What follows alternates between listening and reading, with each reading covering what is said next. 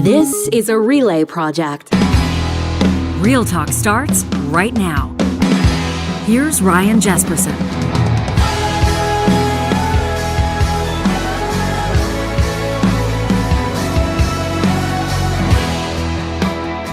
Well, we want to welcome you to a very special edition of Real Talk.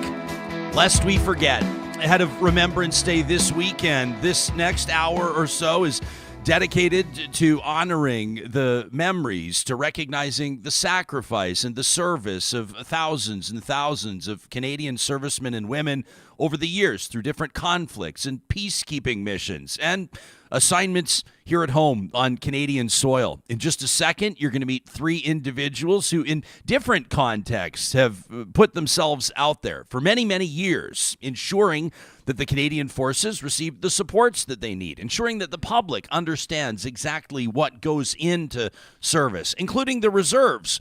We're going to talk about conflict. We'll talk about peacetime. We'll talk about mental health. Now, typically, at this point in the show, we would let you know who the presenting sponsor of the episode is, but today's is a little bit different. Our friends at We Know Training are donating their promotional time for this episode to tell you about what's going on at the Juno Beach Center. You know, Chris Labossiere, a good friend of this show, is the CEO at We Know Training. He's also a board member for this incredible asset. And at junobeach.org, you can learn a little bit more about the Juno Beach Center. It's Canada's Second World War Museum and Cultural Center located in Normandy, France. The center pays homage to the 45,000 Canadians who lost their lives during the war, 5,500 of them losing their lives during the Battle of Normandy, 381 on D-Day. Well, through the years and every single day, regardless of inclement weather or otherwise, a Canadian flag flies at the Juno Beach Center. And they've got to pay for those flags out of pocket. So right now, there's a Flags for Juno 80 effort. If you go to the donate link at junobeach.org, you can find the flag sponsorship program. We Know Training is proudly supporting it. Real Talk is proudly supporting it, and you can as well. Now, they're grateful for donations of any amount, but if you happen to be in a position to donate $500 or more, they're going to send you a Canadian flag that has flown over the Juno Beach Center, a flag that has flown in Normandy, along with the certificate of authenticity. They're hoping to raise $10,000. We know that we've already got 1,000 covered, and we're hoping that Real Talkers can step up and make this happen. You can learn more about the flag sponsorship program by visiting junobeach.org. Well, it's a real honor to welcome these three individuals to this Remembrance Day edition of the Real Talk Roundtable. Lieutenant Colonel retired Laurie Hawn served for more than 30 years in the Royal Canadian Air Force, the regular force, another 7 years in honorary colonel positions. He flew a variety of aircraft, including the T-33 Silver Star, the CF-104 Starfighter, and the CF-18 Hornet, commanding a CF-18 squadron. You recognize Laurie, of course, as well for his long career on Parliament Hill, winning his seat first in 2006, re-elected in 2008, 2011, working mainly in the areas of national defense and veterans affairs. He happened to be my member of Parliament for about 10 years. Laurie, it's wonderful to have you here in studio. Thanks for joining. Great to be here, and thanks for your vote. Yeah, you got it. I didn't say that, Laurie. Oh, I know. I did vote for you, Laurie. I did. Have I ever told you that to your face, by the way? Once or twice. I don't. Yeah. Okay. There you go. Jaylyn Nye and I never voted for Jaylyn, but I worked alongside you for many, many years. A long and storied career in broadcasting, an award-winning journalist who worked in television and radio in many of the major centers across Western Canada. Jaylyn has served as patron of the Edmonton Garrison Military Family Resource Center for more than a decade, and she has served, I know very proudly, as honorary colonel of 408 Tactical Helicopter Squadron with the RCAF since 2015. You're making your Real Talk debut in studio. It's nice to have you here. It's nice to see you, my friend. Yeah, and we're joined remotely by, I know a good friend of both of you, Colonel Chris Hunt, has served in the Army for more than 30 years. The first half of his career in the regular force, the second half in the Army Reserve. He deployed on operations in Kosovo and Afghanistan, serving in both frontline and headquarters roles. He's an armored officer and served with the Lord Strathcona's Horse Royal Canadians and the South Alberta Light Horse in Edmonton, and then he commanded the King's Own Calgary Regiment. He currently commands 41 Canadian Brigade Group, which compromises 9 Army Reserve units across Alberta with approximately 1,700 soldiers. Colonel, it's wonderful to have you joining us. Where are you joining us from? I'm joining you from Calgary, from my home. Okay, good stuff. Well, thank you for making time for us. Colonel, why don't we start with you? A simple question, but maybe there's more to it than we might suspect out of the gates. What does Remembrance Day mean to you? For me, it's really a time of it's reflection, it's gratitude, it's sorrow. I think about those that I've served with who didn't come home. I think about the veterans that I've met over the years, going right back to Second World War veterans through Korea, people I've served with overseas, and particularly many of the World War II veterans are not with us anymore. And I think about their experiences. I think about my experiences. I think about the experiences of my colleagues. And, just take some time to reflect and think about their sacrifices, particularly those who didn't come home. And what it means for Canada and what it means for our current generation of soldiers, and ensuring they understand those stories and their responsibility to carry the torch forward.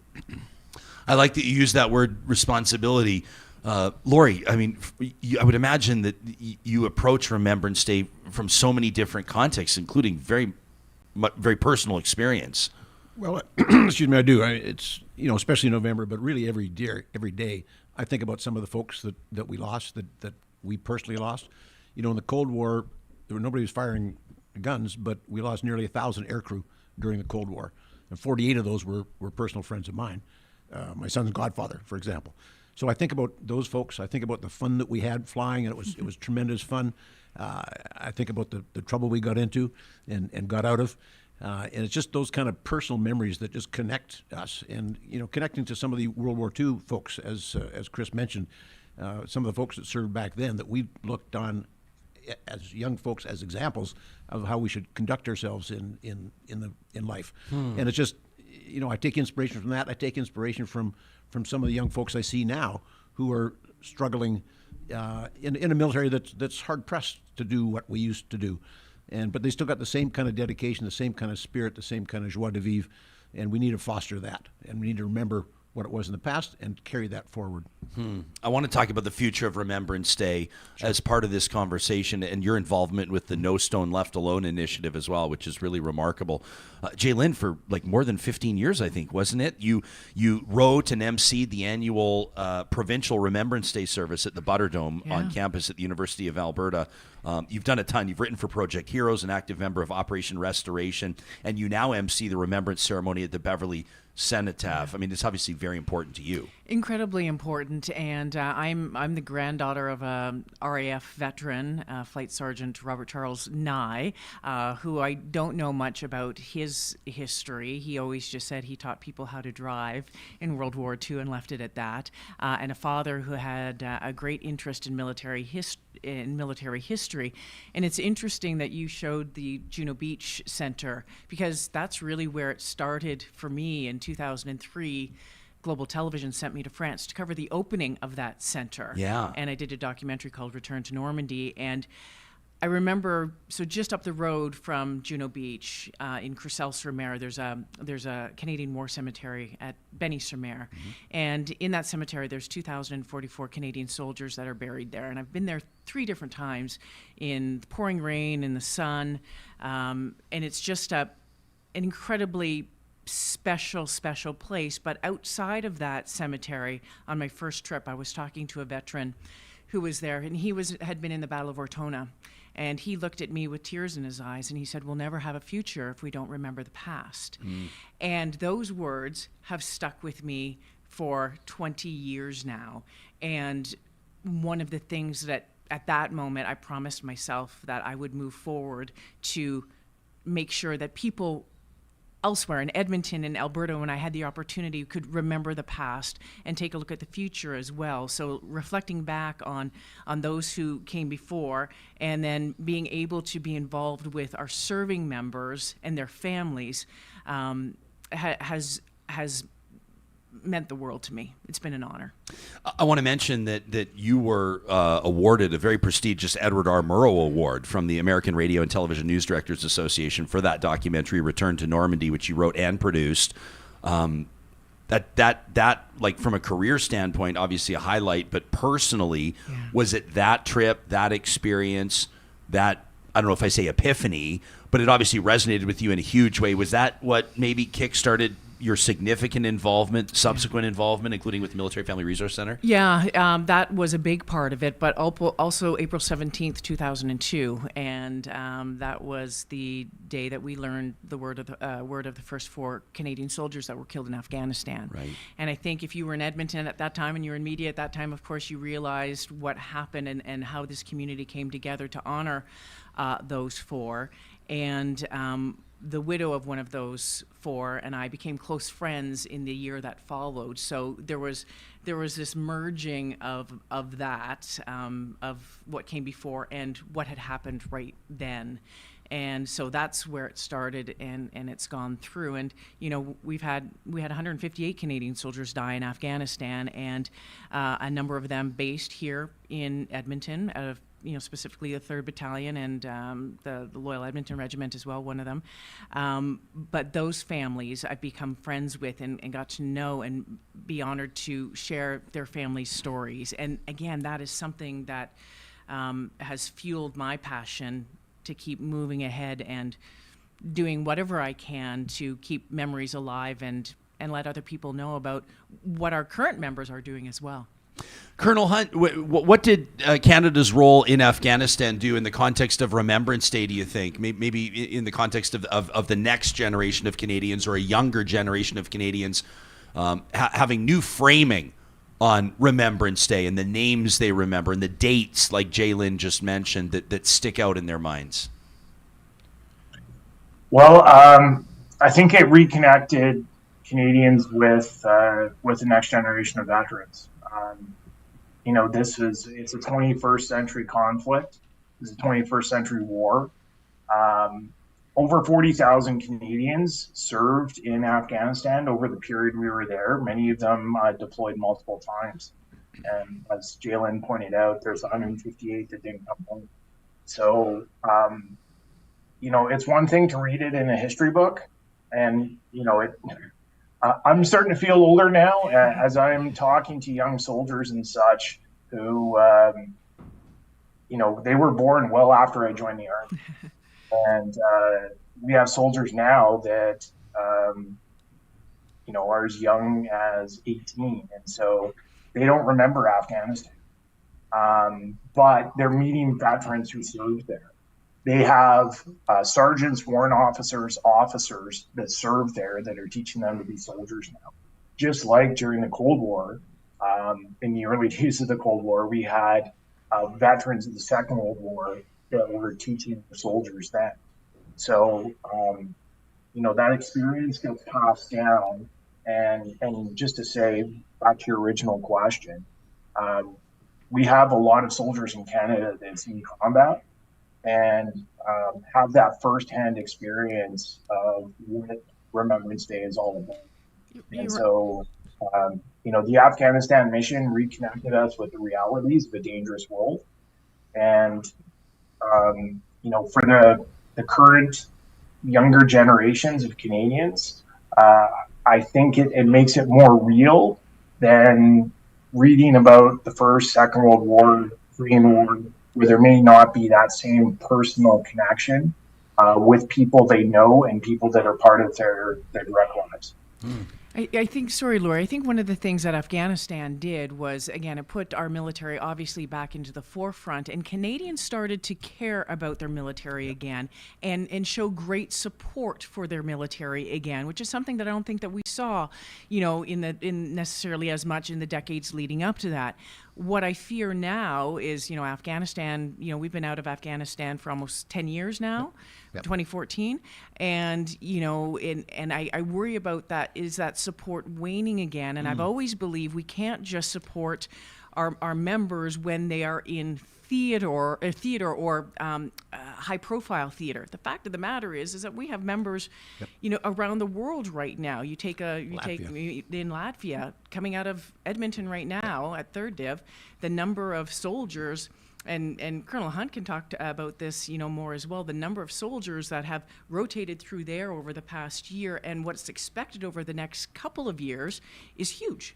So they're huge numbers. Yeah, and the dedication today is no different. In fact, it's probably, it's just as strong. I mean, the 3rd Division is about 6,000 short. Colonel Hunt would maybe have a better number of that. The taskings haven't gone away, but the people are working their tails off. And, Afghanistan, I was lucky enough to go there 7 times. And one of my fondest memory as a parliamentarian is the times I spent 5 Christmases and 2 other occasions with the troops in Afghanistan. Wow. In the boondocks of the Panjwai, and waking up Christmas morning with those kind of folks out in those boondocks was very, very special to me. My wife wasn't as impressed as I was. But Would you tell us a story? Like, is there one that sticks out from a Christmas morning in Afghanistan surrounded among the troops? In fact, I spent a couple of Christmas Eves with the Strathconas, which Colonel Hunt would certainly be familiar with, and just actually one night we had the luxury of sleeping in one of those big cargo things. Most of the time it was intense, and that was a little earlier on. The accommodations got better as it wore on, but just the spirit of those folks. I mean, Christmas is Christmas no matter where they were. They were going to celebrate Christmas. Taliban, be damned.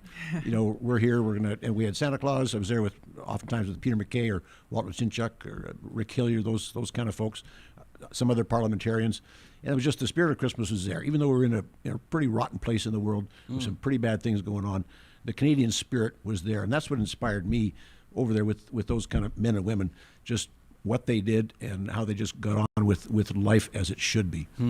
Colonel, your career's interesting. Obviously, the first half of your career in the regular force, the second half in the Army Reserve, and Jay Lynn just alluded to it, that expectations of Canada's contributions internationally and at home are ramping up. I know that there's been a real sort of, I guess you'd call it a recruitment drive in the context of the reserves. What can you tell people about the reserves and who's a good fit and how important is the role of the reservist in the near future in Canada?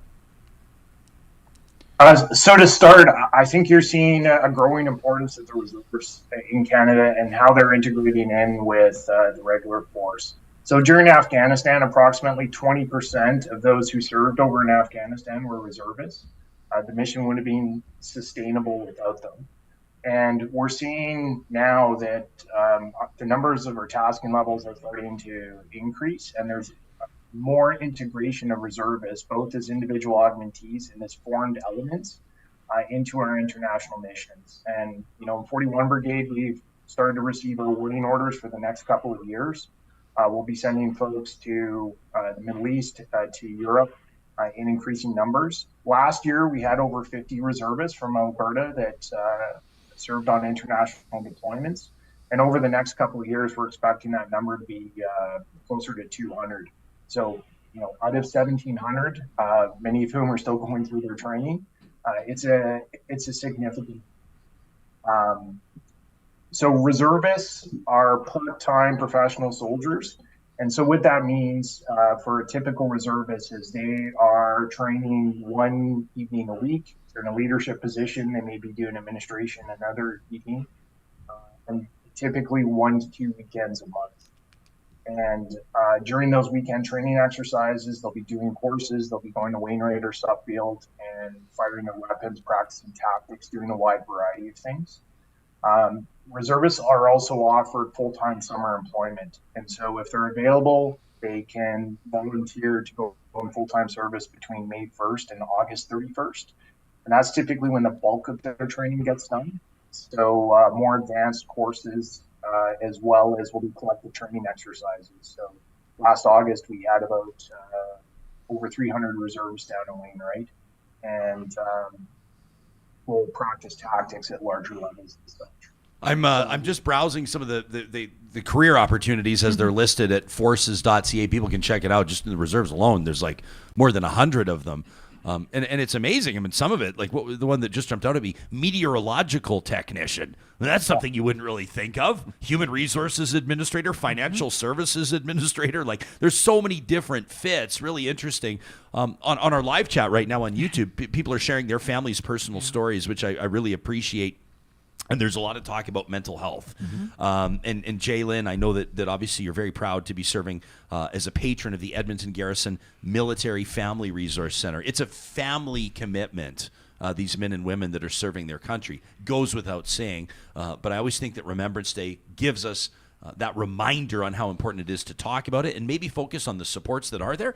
And maybe the supports that aren't there right now that need to be. You know, it's the Edmonton MFRC is it's so far ahead of, you know, a lot of the programs that they're offering, and in fact, they have developed over the past number of years specific programs for our members with OSIs, occupational stress injuries, but they've also been on the forefront of developing programs for the children of our members, right? And we've actually seen that program transfer over to Wounded Warriors Canada, and you might have heard about the Warrior Kids program. So the stuff that's happening in Edmonton out there is front and center, but the MFRC offers support to our members from, you know, it can be something as, you know, movie night for the kids to pre-deployment information sessions or emergency cash if needed or emergency babysitting. And I've gone in to do some training on even just what to do on your social media accounts or how to handle your social media accounts if you're away in your families and that sort of stuff. So they cover a huge gamut of services. And I think probably Laurie and Chris could talk a little bit more as members and how it supported them over the years.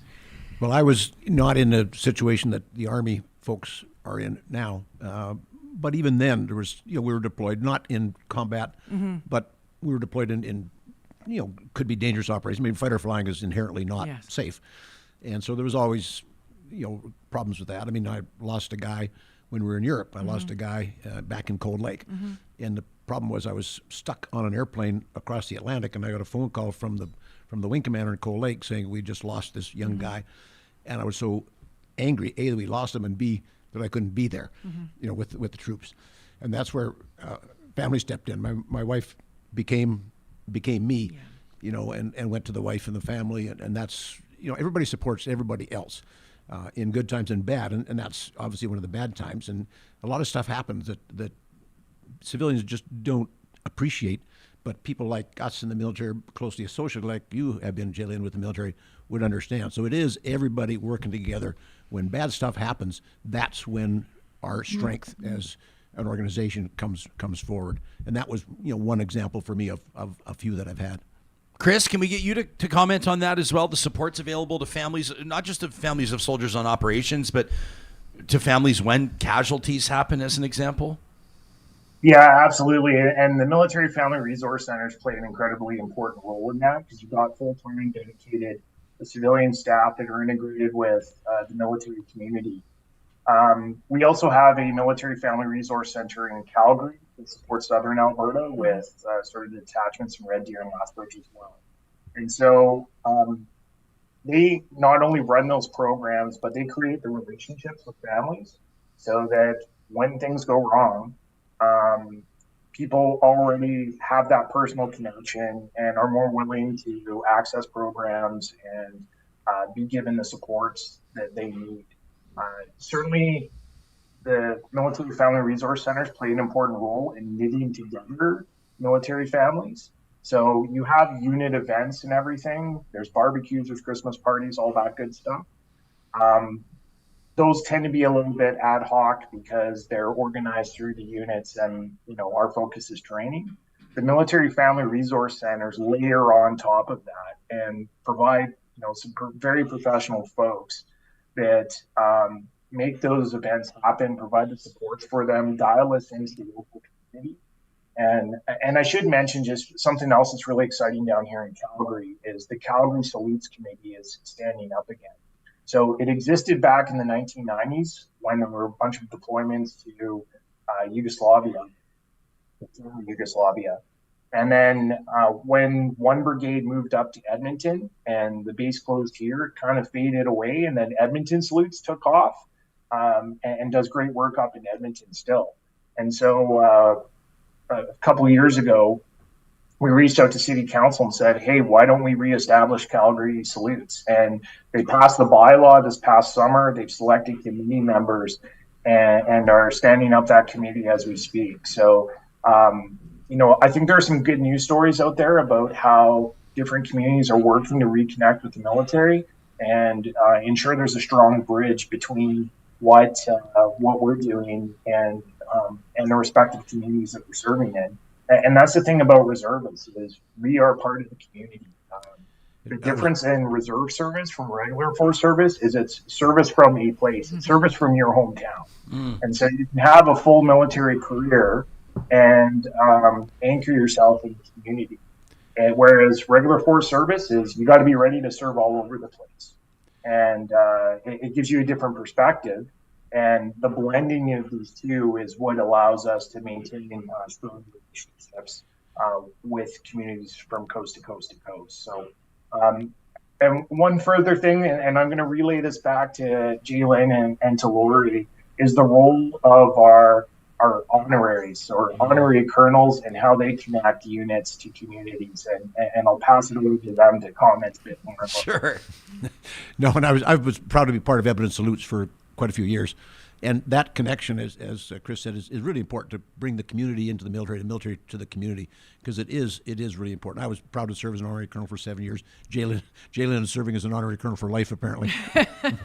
Well, you got the coolest one, tactical helicopters. Like, well, he come was on. fighter jets too. Yeah, I guess fighter jets are pretty that's sweet the whole story. But no, just it's all about, as Chris said, it's all about the connections that the community has with the military and vice versa, the military and their families, because we're all in this, whatever this is, we're all in this together, and it's really, really important that we maintain those connections. You've had, like, I mean, we're joking about helicopters and fighter planes, and I mean, a moment of levity here, but like you've had a career that's just on a whole other level. Like we interviewed Chris Hadfield a while ago, and it's like he can't relate. The average person can't relate to Chris Hadfield. No. And when, I flew with him when he was going through F-18. Is that right? Oh, yeah. So you've flown F-18s. Like, how do you even explain to somebody what that experience is like? That's just like another worldly type experience, right? Well, it is. I mean, I flew the Starfighter before that, which I loved that airplane. But going from a Starfighter to an F-18 is going, into space in relative terms. Obviously, it's not space. Chris Hadfield would know both of those, but it's magic. You get in that airplane, and the F-35 now will be another step, equal step beyond the F-18. But just the technology, and when you're on a squadron, and same in an armored unit or anywhere where you've got people working together. You got a squadron. I've had 20 pilots on my squadron and about 220 people that allowed them to go and squint into the sun manfully every day. And my job as a CEO, one of them was to make sure that they were connected to those folks that helped them do their really cool job, because your job's cool, but without these other folks doing it, you're not going to be so cool. Yeah, I'm taking a look here for people watching us on YouTube. We've got the CF-104 Starfighter up right now. That's got to have the coolest name of an aircraft. That's what make that plane so special. What did you love about that one? Well, it was, if you parked an F-18 and a 104 side by side and gave me a choice, I'd get in the 104. Not to go to war in. The F-18 was vastly more capable, but the Starfighter was just so freaking cool. Yeah, it was so much fun to fly. It looked magnificent. It looked like a Brancusi sculpture. It's just the most beautiful thing to me, and I'm biased. Yeah, the most beautiful airplane in the world. Can we talk? But we don't have to get political. But can we talk politics and like funding for the military and the average? I know that this is a story, no pun intended, flying under the radar. But we've been talking about replacing our fleet of airplanes for like 20 years. Well, we are going to replace the F-18 with the F-35. Our challenge is people. We're supposed to have about 150 fighter pilots in the Air Force. We've got about 50. And I was part of the F-18 program from day one, and we were able to bring that airplane in because we're flying the older airplanes. As we brought in the F-18, we don't have those people today. They don't exist. So it's going to be a real challenge. I mean, the commander of the Air Force is the son of a guy that I flew with when his father was going through pilot training. And he's a good guy. He's a good commander, but he's got a heck of a challenge. It's not just pilots, it's technicians.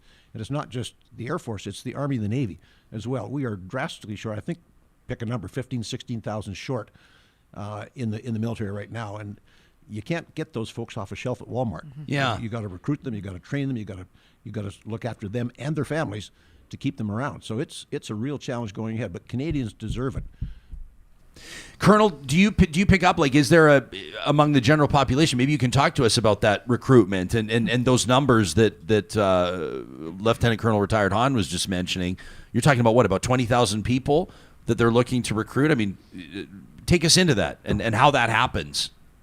Yeah, so I'd say the biggest challenge is just it goes back to that reconnecting with communities. And it's a very competitive labor market. The fact is, young people today have all kinds of options open to them. And so we're competing for talent, and we have to make the story as to why service in the Canadian Armed Forces is compelling. And, there's the Canadian Armed Forces offer. We can talk about salary and benefits and career opportunities and education, all that. But to be frank, you're not going to compete on a financial level with the private sector and such. So what is unique about the Canadian Armed Forces is that service and camaraderie that goes along with service. You will have unique experiences, ones that will put you on top of the world and ones that will break your heart within the military. And, there's an absolutely unique but extremely rewarding profession in the profession of arms, and it's not for everyone, but it's actually, I would say, it's for more people than perhaps people give themselves credit for. And I'd say some of our challenges are internal in that I think for a long time, sort of institutionally, there was kind of a selection culture within the military of, you're lucky to get in the military. And the fact is, the military is lucky to have quality Canadians that join it. And so we have to compete for that talent, ensure we're getting the word out about the opportunities to serve all over Canada, to serve around the world, or to serve from your community and contribute at home as well.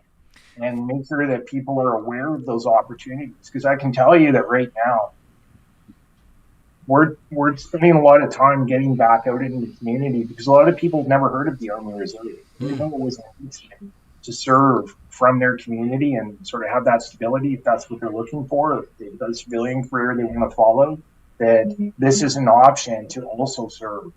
And so as we make people aware of those opportunities, we're seeing the interest level come up. And we're trying to sort out the sort of processing side of it so that people can get in within a reasonable period of time. Because if you're 18 years old, you're not going to wait 6, 12, 18 months for enrollment and go off to basic training because you're getting offers from other employers. So we need to get better, and we've had a hard look internal at our processes for how can we streamline it and ensure that we're still getting quality applicants and quality recruits, but that we're doing everything as efficiently as we can. So we're respecting their time, and we're respecting that they've stepped up and volunteered to serve the Canadian Armed Forces. I'll stop there and let others talk. I've been saying for a long time since I became an honorary colonel, and I fear that some of the top level of command has said, "Oh, there's Nye again. Can we just shut her up for a little bit?" Because I've had the conversation. Yeah, right. And I've had it. I've had the conversations with the Air Force commanders, and all the way up to General Air. I was on a conference call with him not too long ago, and the question was, when they came to me, I'm like, all right, so here we go again. I've been asking this question for 8 years, or I'm going to tell you, we need to do a better job telling the story of the Canadian military. We need to do a better job letting people know what our members are doing, how they're doing it, where they're doing it, the opportunities that are available to them. We need to let Canadians, North Americans know. And I understand that organizations often, like military, especially when maybe they've been under fire over the past number of years, maybe turn in and say, okay, you know what, we're just going to be quiet, try and keep quiet, and just maybe fly under the radar.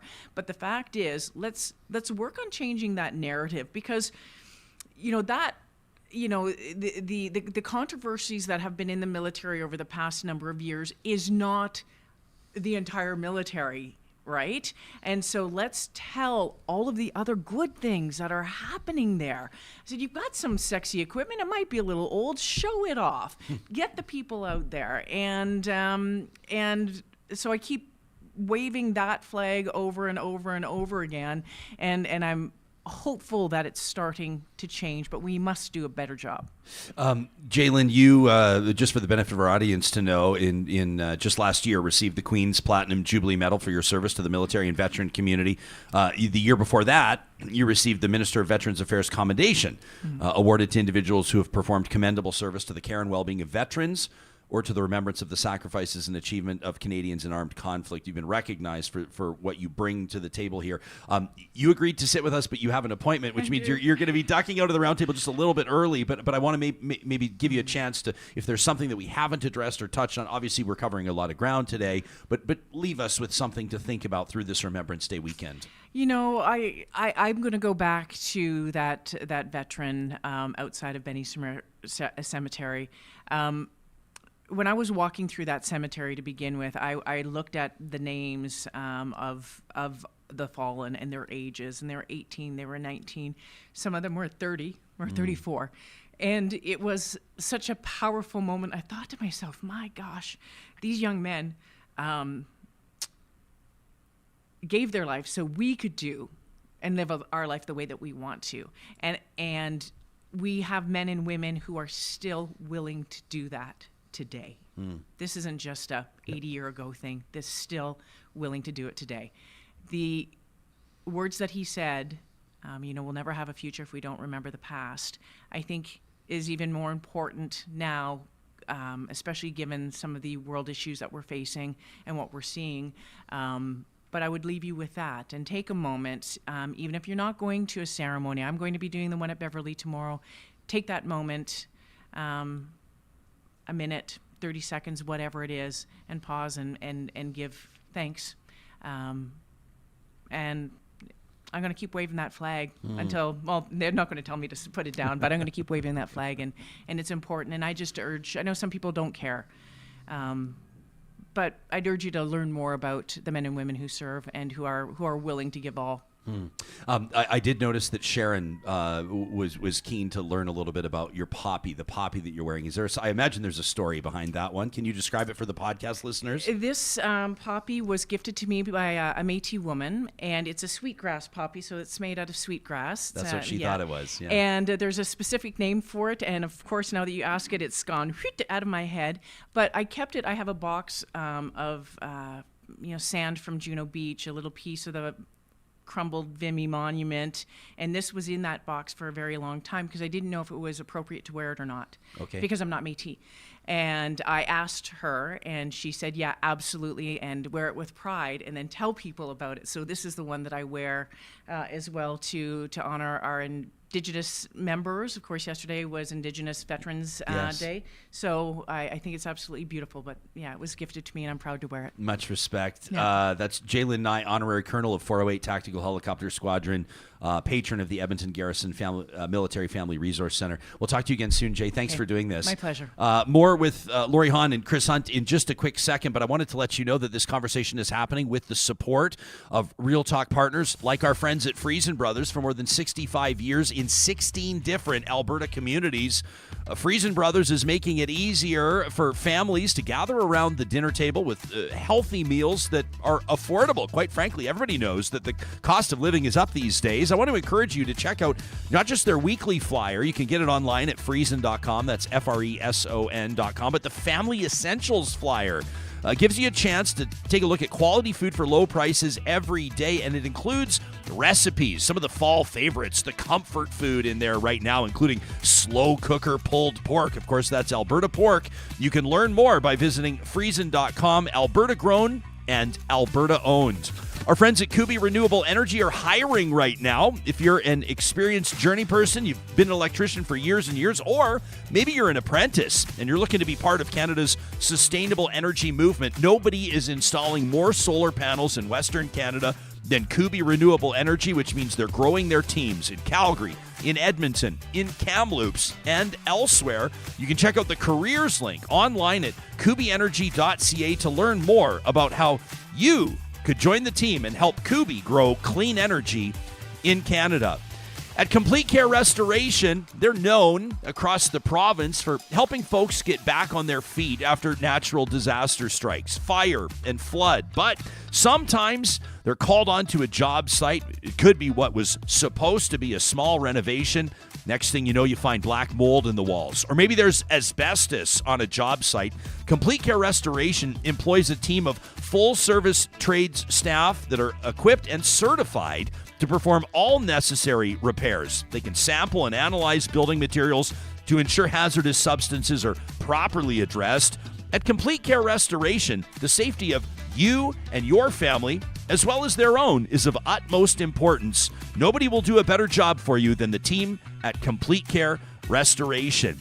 And we wanted to give a shout out to our friends at Eden Landscaping as well. It's not the time of year, of course, where you're bringing bobcats into your backyard and tearing everything up. But if you want to have your landscaping project ready to go, shovels in the ground this spring, that means the planning, the design work has to start right now. For more than 20 years, Eden Landscaping has been working in the Metro Edmonton region, custom plans and full service contracting, which means you're not looking around to find somebody who can do excavation. You don't need to find the fence person. You don't need to go to the greenhouse yourself and pick out those trees. When you work with Eden, you'll find out quickly they're great listeners. You can learn more about how they work and get the conversation started online today at landscapeedmonton.ca.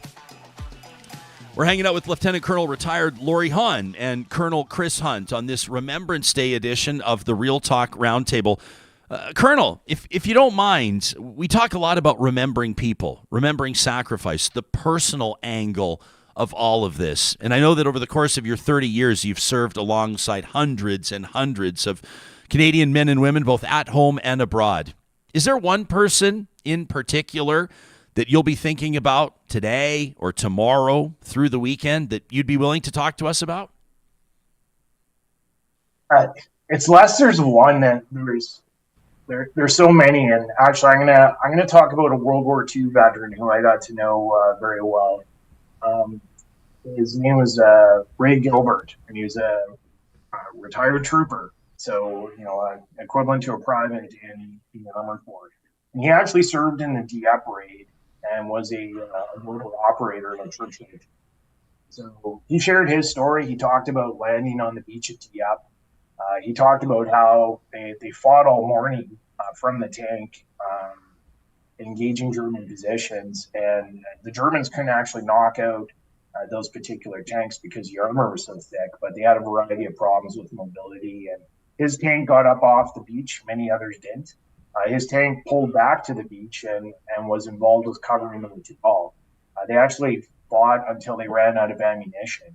And then they sat in the tanks and waited to be captured because they could hear the machine gun rounds plinking off the outside of the tank and, knew they'd be killed if they got out. So after the battle was complete, the Germans came forward, took them prisoner, and he spent the remainder of the war in a war camp. So he talked about his experiences there. I'd say what else is important is he talked about his experiences after the war. So he came back to Calgary, he raised a family, he went into business. After he retired from business, he volunteered at the military museums and told his story. And, he told his story to my daughters when they were kids, and it made it personal for them. He treated them as if they were his granddaughters. And, he passed away in 2015, into his 90s. But, that personal connection stays with me. And, his personality and his determination is what I see in our soldiers today as well. Wow. I want to let people know, Colonel, that if you Google Ray Gilbert, Calgary tanks, you can actually find about an hour-long interview with him on YouTube. People can check out the militarymuseums.ca. If you're watching this live, we've just dropped the link into our chat, and we'll be sure to put that into the show notes as well on YouTube and on the podcast. It's interesting for me, Laurie, to watch you listening to a story like that. What's going through your mind? Well, it is a great story, and there's many like that. My sort of equivalent to that, I guess, would be a guy named Len Birchall, who Winston Churchill called the savior of Ceylon. And I knew Len as an honorary colonel. We were together back in the day. He's passed away now. But he was flying a Canso in January of 1942 after Pearl Harbor out of Ceylon, and they were trying to find the Japanese fleet, and they were having trouble doing that, and he located them, and he circled the fleet, or in the vicinity, and warned, passed the warning and so on, and they diverted a British flotilla to cut off the Japanese fleet, and the Japanese decided to turn around and go find an easier target. But in the process, Len was shot down. And he spent the rest of the war in a POW camp being treated incredibly badly. He was the senior officer in that particular camp. He was a squadron leader, which is like a major in the Royal Air Force. And he took all the punishment for his troops. And there was one of the Japanese sergeants who was beating a crippled American POW, and Birchall beat the crap out of him. And of course, that was not taken with good humor by the Japanese. So the whole camp was there. He was marched out in front of the camp, and he was going to be executed. There was a trial, and he was going to be executed for treason. And he was marched out in front of the camp, blindfolded, and he said he stood there and he was ready to die. And a guy raised his sword and swished and just nicked his neck. And then he let him go. And this happened 3 days in a row. Wow. They marched out in front of the whole camp, said, "You're going to die," and he didn't. On the third day, he got up and he said, "Sergeant," whatever his name was, "you've just made a terrible mistake. We're going to win this war, and I'm going to watch you hang." And we won the war. And through some of Birchall's testimony, that guy and a bunch of others were convicted of war crimes, and he was there when the guy was hanged, and he said, "You expletive, I told you we were going to win the war. I'm going to watch you hang. Now I'm going to watch you hang." And he did. And knew him, many, years later as an honorary colonel. He was well into his 80s, but people still listened to Len. What he said had an impact on them, and I think changed a lot of them about their sort of attitude to, now there's a guy who's dedicated. Yeah. So Len is kind of one of my equivalent. I've got a couple of others, but Len was one that stands out to me. It's always go ahead, Chris. There is one more I'd like to talk about too. I'd like to talk about Captain Nicola Goddard. Yes. So I served with her in Afghanistan. We were in the same battle group. I worked in the battle group headquarters, and she was a forward observation officer. So she was from First Royal Canadian Horse Artillery, and she was attached to Charlie Company of First Battalion, Prince Patricia's Canadian Light Infantry. So her job was to call in artillery, to call in airstrikes to assist that infantry company as needed.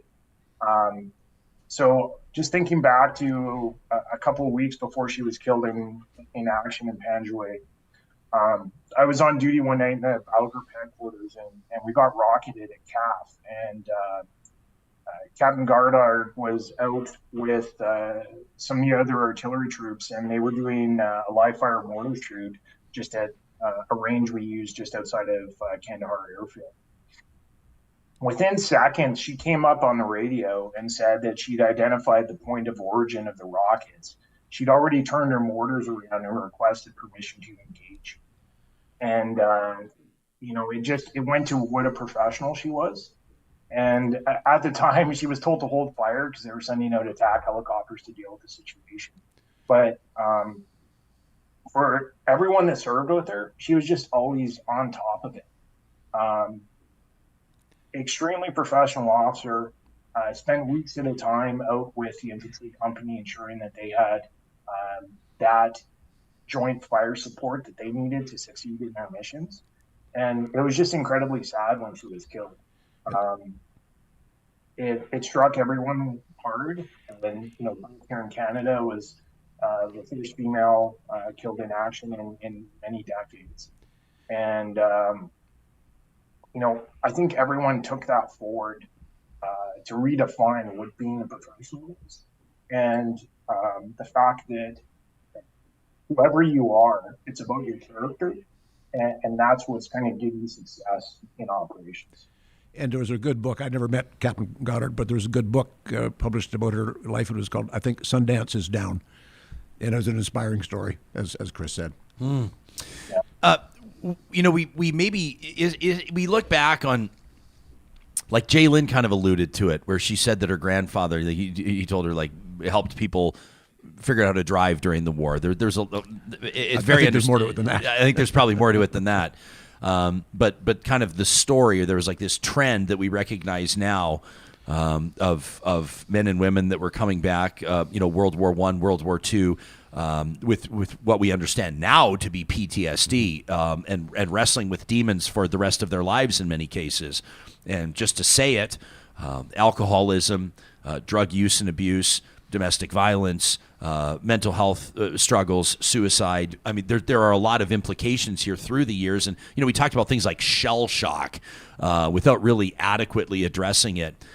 Colonel, can I ask you about, what life is like now, support-wise and otherwise, for Canadian veterans that are returning home after service, what that integration is like? I mean, in a lighthearted note, I'm asking here, Laurie, once you've flown a CF-18, nobody else can really relate to what you've done. But for any person that has served internationally, in particular in these hot zones with horrific things happening everywhere, to come back to Calgary or Edmonton and go to the mall with your family, I can't imagine what that experience would be like. Can you help us understand that?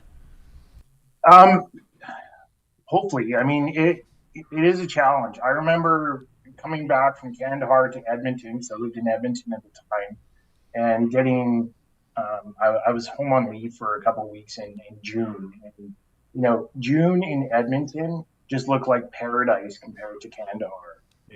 Kandahar, extremely dry, desert, and then to come back to the greenery of Edmonton was almost overwhelming.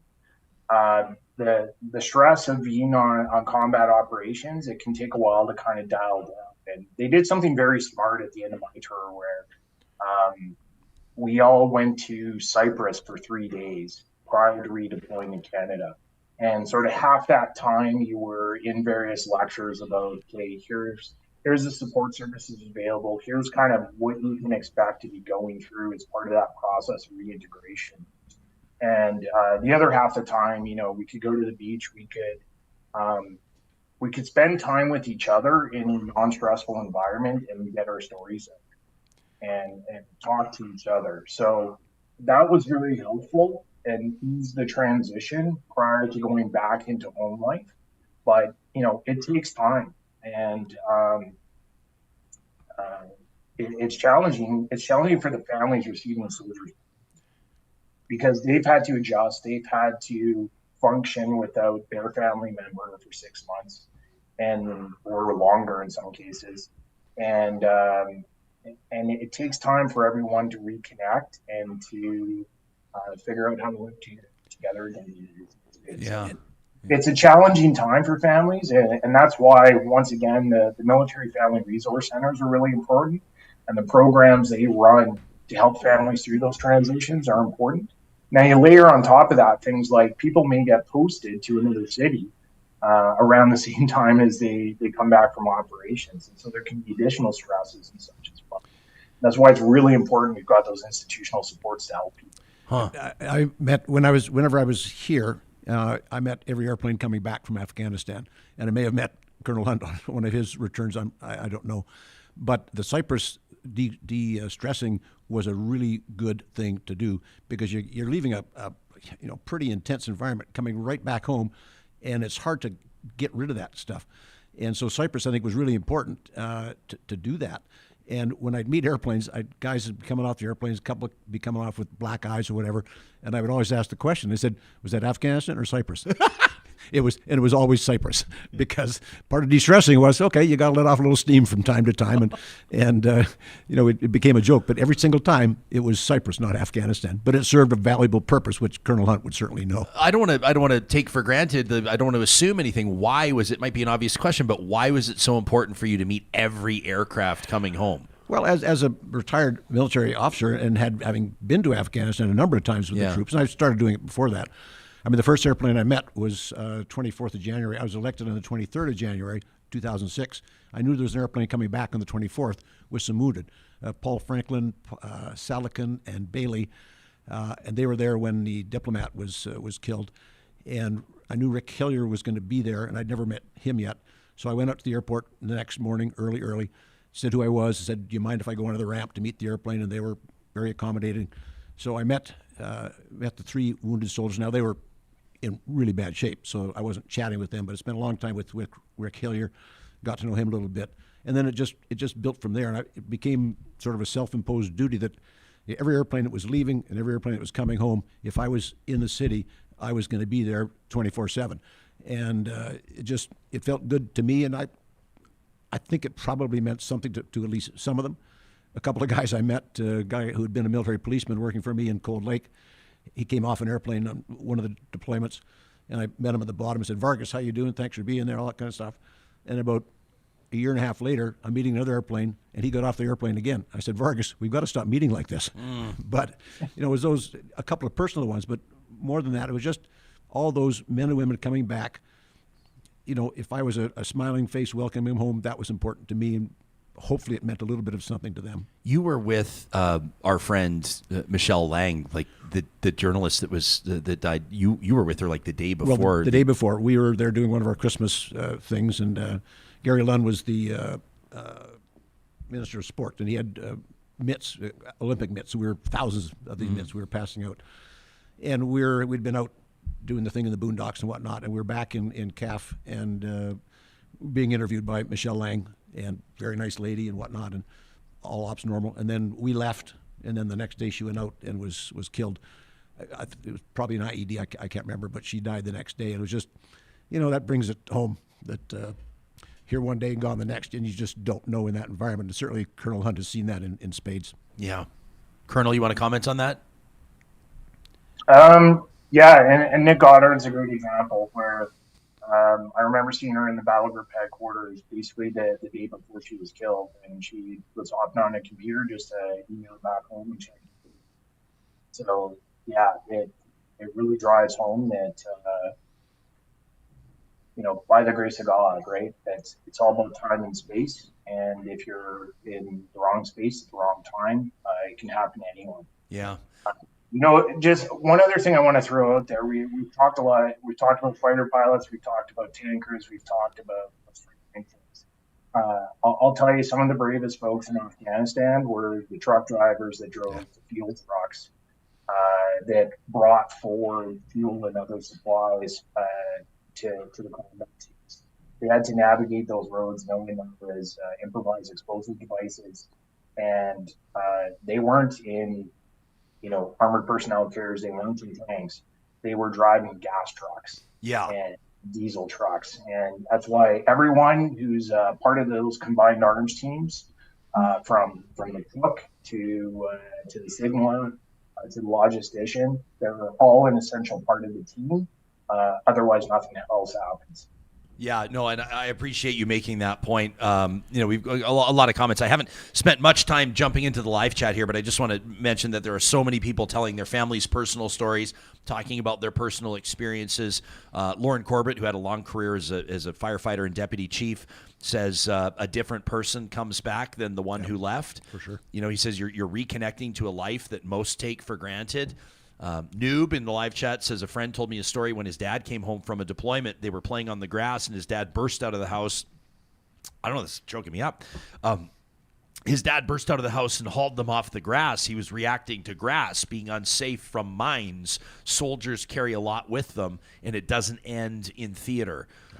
You see those scenes. I recognize it's Hollywood to a certain degree, but also it's real life. Veterans come back and like a firework going off, or like a cabinet door slamming, or something unexpected in traffic can happen. And obviously there's those those moments that we understand. I mean, first responders here are starting to. I think the advancements we're making in understanding mental health more are referring to mental health injuries.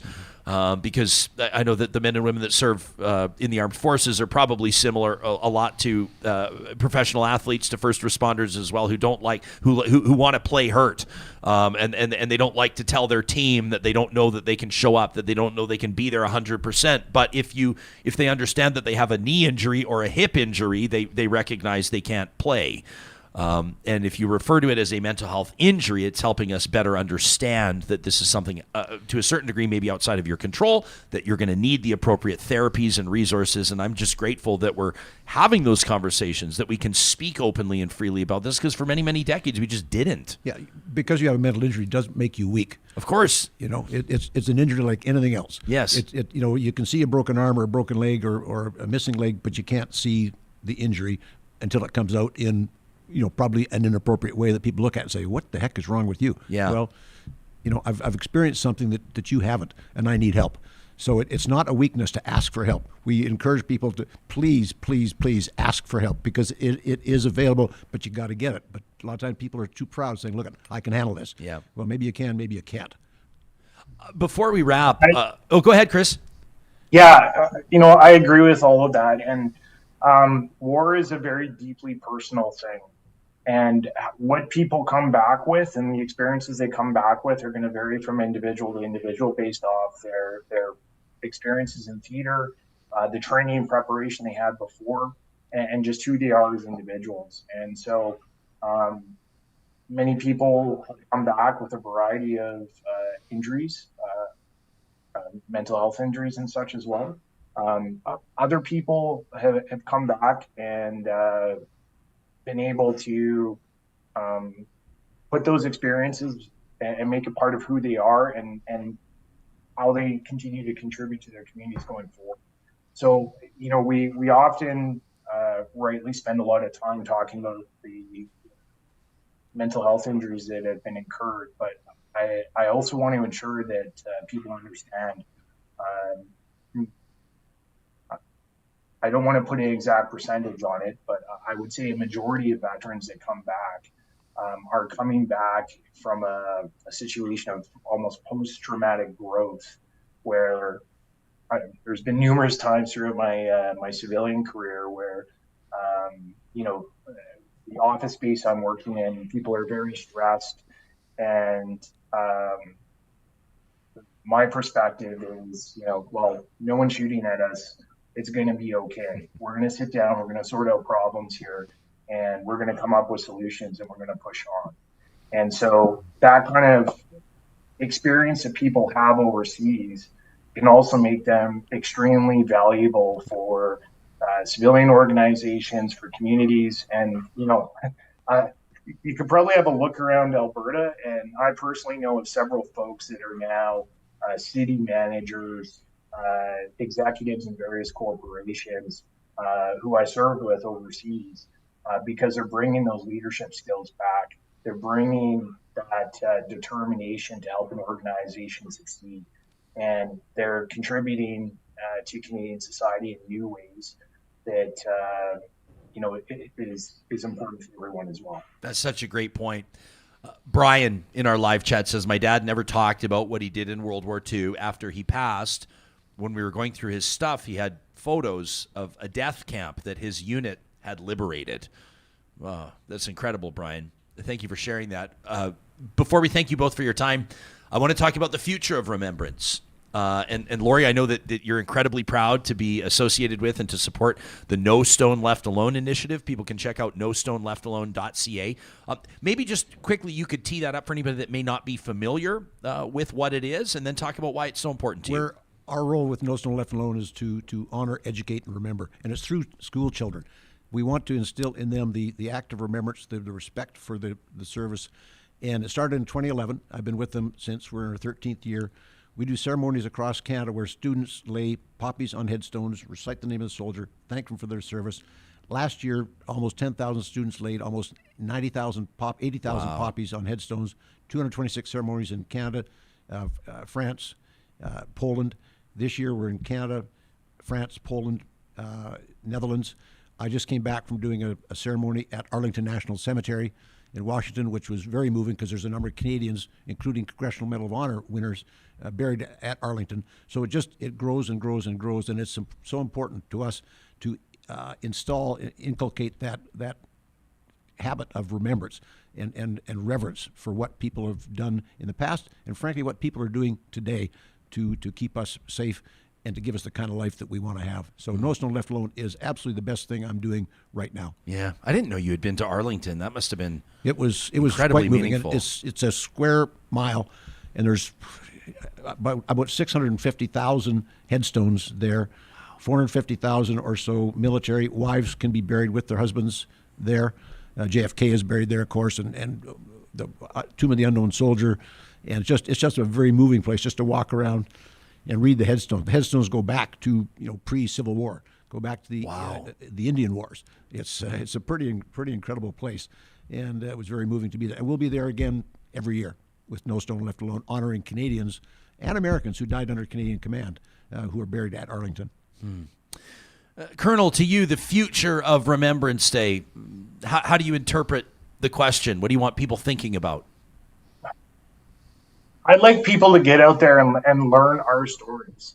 So, there's probably many listeners who have seen the movie Fury with Brad Pitt. When I first watched it, I was like, I think they ripped this off, because there's actually a story about a guy named Lieutenant Arnie Charbonneau from the King's Own Foundry Regiment who fought in the Battle of Monte Corvino in the Italian campaign. And basically, most of the tanks were ordered to advance through this town. 3 of the tanks in his troop were knocked out, and as he rounded a corner, there was a German anti-tank gun that was pointed straight at him. So his driver gunned it. They ran over the tank gun, and then they got stuck on top of it.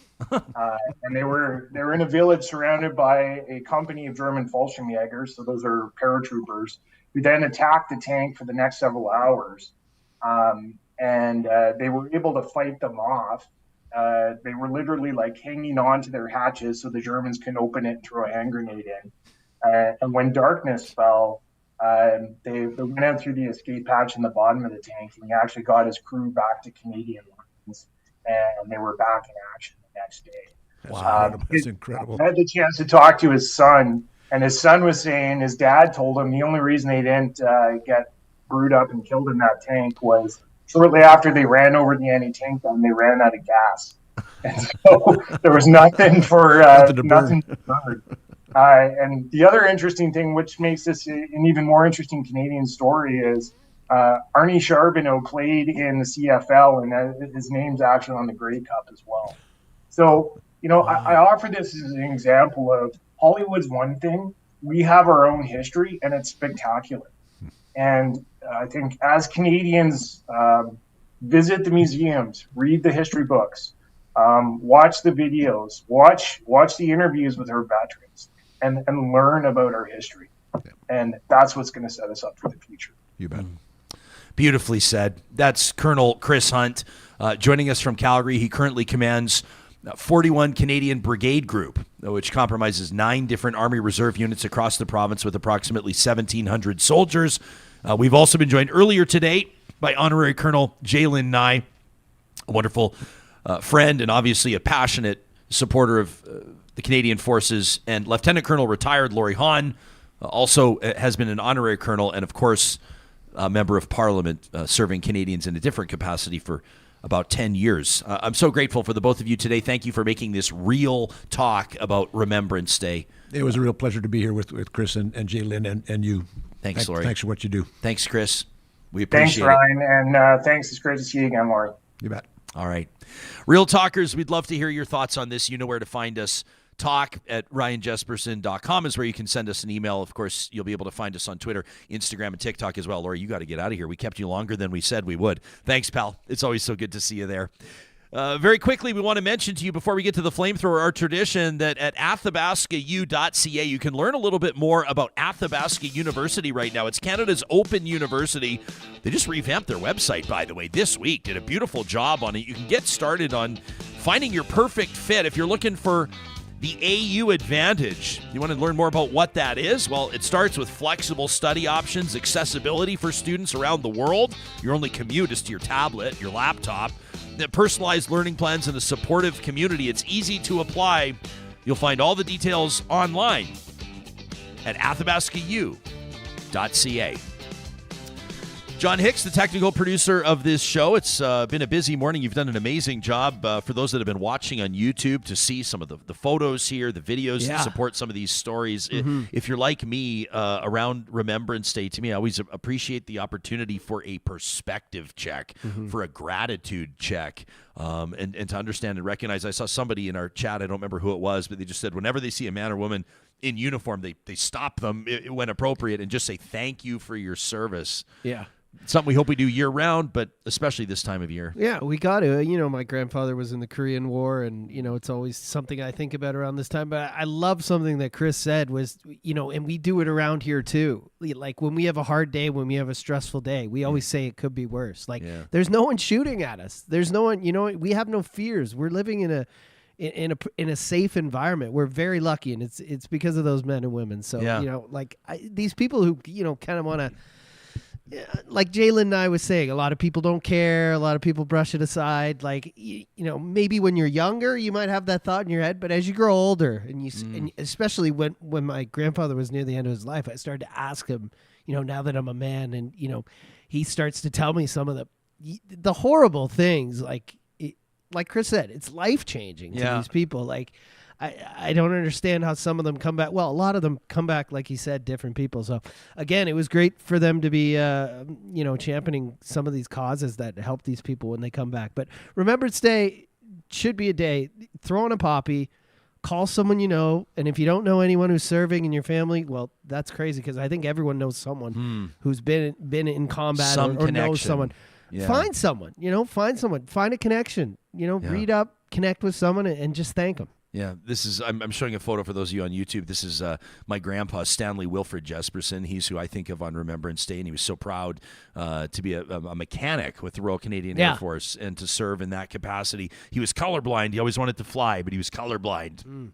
So he couldn't, but he was a very talented trumpet player, and obviously play the bugle. And I think of, when I hear the last post on Remembrance Day, I think of my grandpa, who would play it at their home in Calgary, and I would just get chills when I hear it. I was walking our dog yesterday down our street. This makes me sound like a creep. I'm not a creep, but I could see through the big window, the big front window of a home just across the street from us, a high school student that lives in that house. I don't know if he's an Army cadet or what it was, but he was rehearsing. He was practicing with his trumpet, playing the last post, and I just stopped. And I just sat there. Wow. I didn't sit. I stood, and I just listened to him play and then moved on. And it just, as you can tell, it's still sort of hitting me now. It's just really powerful stuff. Everybody has their stories. We encourage you to take a moment to reflect. Of course, on Saturday at 11 a.m., that will be the official moment of silence. And, of course, Remembrance Day ceremonies happening in your community, regardless of where you are. If you are in Edmonton, remember that Jaylyn and I will be emceeing the Remembrance ceremony at the Beverly Cenotaph if you would like to join her there.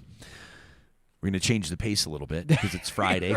There's no smooth way to flip the record. We're going to immediately. We're just going to scratch the record every Friday, regardless of what Friday it is. Our friends at the Dairy Queens of Northwest Edmonton and Sherwood Park, that's Palisades, Nemeo, Newcastle, Westmount, Baseline Road. They give us a chance to air our beef, so to speak, to turn up the heat. We want to hear it. We want you to bring your hot takes because it's the Flamethrower, presented by the DQs of Northwest Edmonton and Sherwood Park. This from Chris.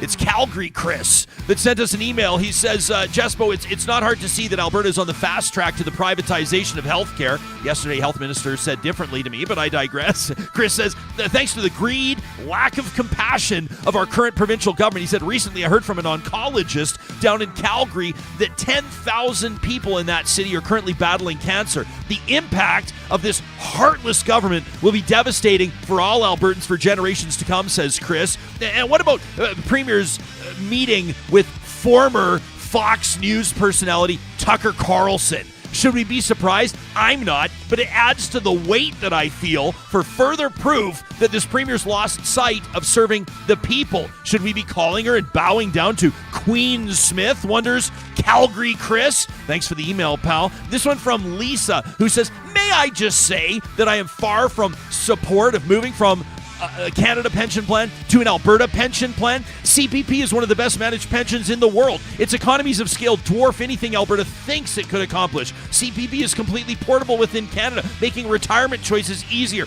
Communication from this government indicates to me they have no intention of creating an independent board to manage funds. This further indicates to me that they may be biased in their choices of where to invest these funds. And finally, there's a complete lack of understanding on how the existing plan works. And that gives me no confidence in the proposed Alberta plan. It's simple. You pay in, your employer pays in, the money's invested free of government interference, and you or your heirs get the money when you retire. Yet, this provincial government continues to misrepresent how it works. To conclude, says Lisa, stop wasting Alberta's money on this asinine scheme to screw over the rest of Canada and put it to good use fixing some of our major problems at home. Oh, and by the way, says Lisa, end the moratorium on renewables and stop playing around with coal mining in the Rockies.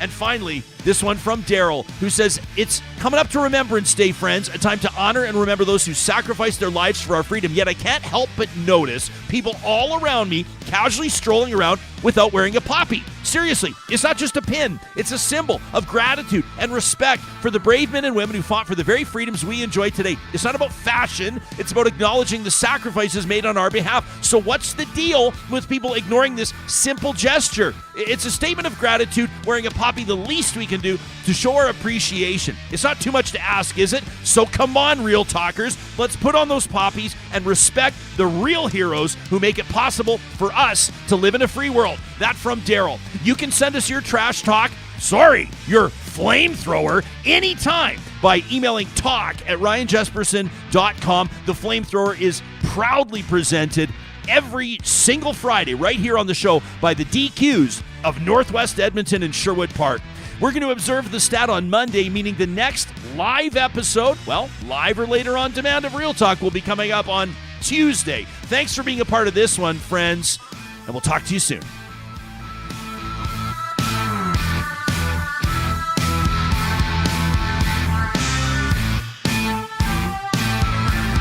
Real Talk is hosted by Ryan